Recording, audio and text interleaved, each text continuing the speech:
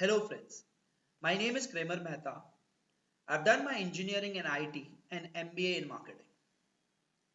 I had a good successful 8 years experience in IT companies, and from last 5 years I've been working as a software trainer dealing with various programming subjects like C, Java, SQL, data structures, etc. I had a good academic career wherein in most of the time I have scored distinction.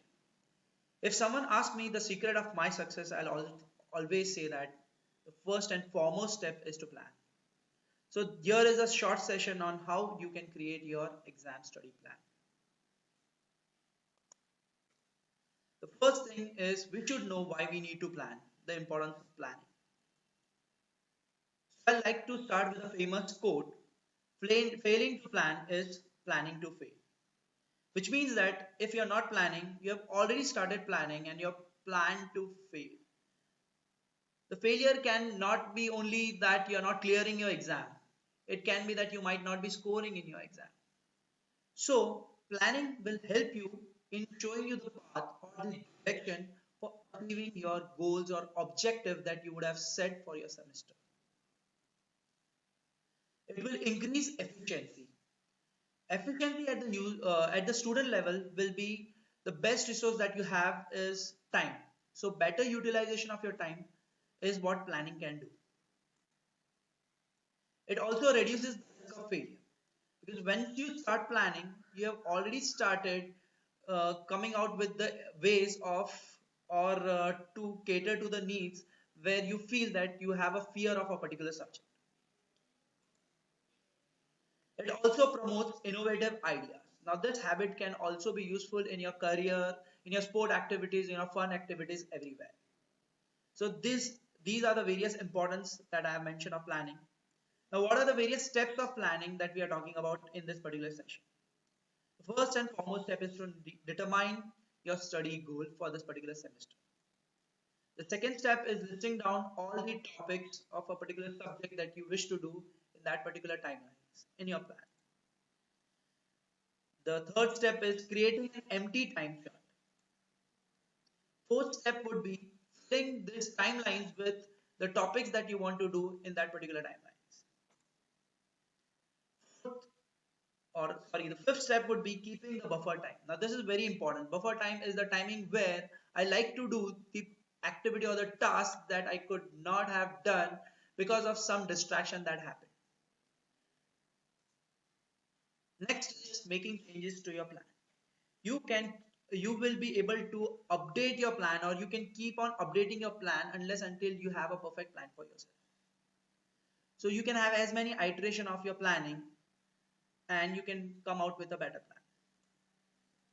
So the first step which I would like to start is setting the goal. An idea is just a dream until you write it down. Then it becomes a goal.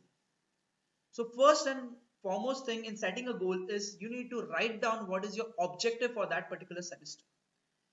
Your setting goal would be as simple as you want to achieve say 8 or 9 pointer in this particular semester or you want a first class or a distinction. Just write it down somewhere so that you can review it. The next step is listing down the topics. Here in this plan I am going to deal with two subjects SPA, that is C programming, and maths. So I have listed down the chapters in SPA. So I have chapter number 1 till chapter number 6 and some maths practice that I need to do in that particular week. The next thing is you need to format the empty time chart. Your time chart should have the date from which you need to start. So as I'm going to start from 1st December and plan it out till 7th December. I'll also mention the days like Monday, Tuesday, Wednesday so that I have a fair idea of on what day I'm doing what. The next thing here is you need to have your intervals also set. So for me, the intervals is of 2 hours. So I start my day at 4 and I need to plan it till 12. Now actually starting the fourth step, which is filling the timelines with the appropriate task. I start my day at 4. Now remember there are two types of people. The first kind is who would like to start early. I am of that kind. And other type of people are they feel that the better time to study is the night time where they do not have any disturbance or distraction. So there are two types. So I'll say type 1 and type 2. Type 1 starts early in the morning and type 2 would like to study more and more during the night time. So the first case here is supposing I start my day at 4. So from 4 to 6 and 6 to 8, I like to complete my two chapters which I have mentioned here. After that, I'll take a break of 2 hours from 8 to 10 wherein I can perform all my small activities. I can take a breakfast, I can go out to the market to buy something or buy my books and other things. At 10, I'll start my stuff again with some lighter thing or some practice work, that is maths, which I have taken here. So 10 to 12 will be my math practice. 12 to 2 again a break. Here I'll take a lunch break and would like to have a quick power nap of 20 to 40 minutes so that I can get freshen up or get refreshed for my new theory topics, which starts at 2. So from 2 to 4 and 4 to 6, I'll take my important theory subject again, or say here I have selected SPA chapter 3 and chapter 4. 6 to 8 is my break time. Now this is the best time for me because here I like to go out, take some sport activity or some fun activities, listen to music or anything. So this is the best time for me. And before I start my new topic, I'll just like to have my quick dinner. At 8, I'll start again, and 8 to 10, I'll perform my math practice because this is a time wherein I want some lighter things to happen again, and I'll practice maths for that. From 10, I'll sleep. 10 to 4 is my sleeping time. So I'll have 6 hours of sleep, which is enough for me during the exam time, or the minimum required for the exam time. Remember, if I say something here, I already have 3 breaks in between of the day, which are like 6 hours, which is good enough so that I can do all my other activities. I can even enjoy with my friends or with my family. Now, the day 2 I have planned. So from 4 to 8, again I'll take my tough subject or the theory subject. Now chapter 5 is a bigger chapter, so I'll take 4 hours for it. So 4 to 8 I'll perform that. I'll again take a break, 8 to 10, perform my math practice from 10 to 12, 12 to 2 again the lunch break and quick power nap, and then 2 to 4 and 4 to 6 my theory chapter. So SPA chapter 6 would be a bigger chapter. It requires some practicals also. I'll perform there. So 2 to 6 is that time. 6 to 8 I'll take a break again. 8 to 10 the buffer time. Now this is an important time I had mentioned earlier. So in this buffer time, I like to perform all the activities which I missed in the previous day and the first half of the second day. All which I would have missed, I would like to cover in this particular 2 hours of buffer time. Remember, you can have any kind of distraction, like it can be some personal distraction, some family distraction, or some friends, or it may be even a nationwide distraction. So because of which you could not achieve your task in that particular timelines, buffer time is the time which will make sure that you are on your target. So this was for the type 1. If I'm thinking of type 2, wherein I would like to study as much as possible during the night time, I'll start my day at say 10. So from 10 to 10 to 12, I'll take my lighter topic to start with. This is just for the day 1. Then from 12 to 2, which will be my lunch and quick power nap.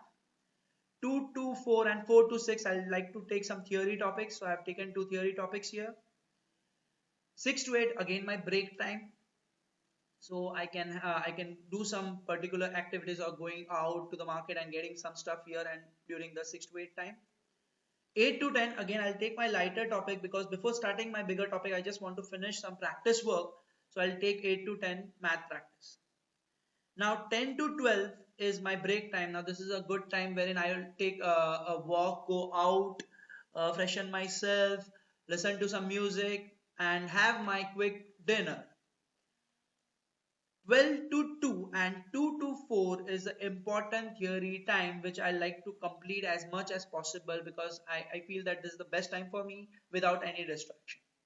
So 12 to 4 is my time for taking up some hard work. So I'll have my sleep from 4 to 10, 6 hours again, which is a good amount of time. Then I start my day again at 10. Now 10 to 12 is my buffer time. Now here I'll perform all the activities which I missed in day 1. Whatever study task I missed here, I like to perform in between 10 to 12. So 10 to 12, I'll always keep in a day flowing from on the next day to Wednesday, Thursday, Friday. This will be always my buffer time, 10 to 12. 12 to 2 again a break, lunch break, quick power nap. 2 to 6 again the heavy topic here. 6 to 8 break. 8 to 10 math practice. 10 to 12 again a break, and 12 to 4 my good big theory topic.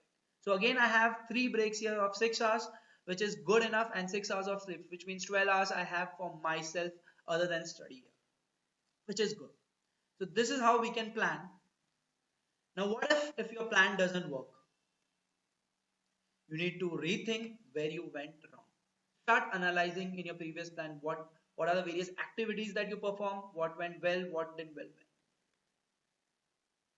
Take help. Take help of others who can really guide you in your planning, where you went right or where you went wrong. Use everything that you learned in your previous plan and make your new workable plan a better plan. Don't give up. Defeat is just a state of mind.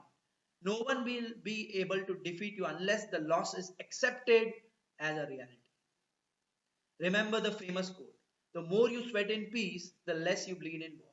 Which means that the more you struggle during your exam study period time, the better would be in your exam days. Thank you very much. At Talent Home, we take many courses. We conduct courses on all the programming language like SPAC programming, OPM Java programming, data structures, DBMS SQL programming, Scratch programming for kids, web programming, website development, and many more. To know more about our courses, you can visit our website at www.talenthome.in/training, or you can contact us. Our contact number is 917506519910. Thank you very much.